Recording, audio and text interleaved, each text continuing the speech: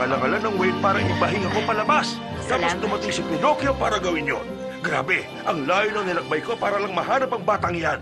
Tapos ayun, talaga, Pinocchio. nagsinungaling si Pinocchio para humaba ng humaba ang ilong niya para abutin ang alangalan ng whale. Tapos ayun, bumahay na ang whale at dire-diretso kami lumabas sa butas ng whale. Nako, napakagaling ang ginawa ni Pinocchio. Talaga nga naman itong batang ito.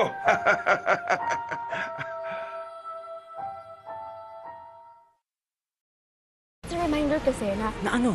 Simula bukas, interesado ka rin siya. Pangako, gagalingan ko po. Lavender Fields. Simula bukas na 8:45 p.m. Pagkatapos ng FPJ's Batang Quiapo.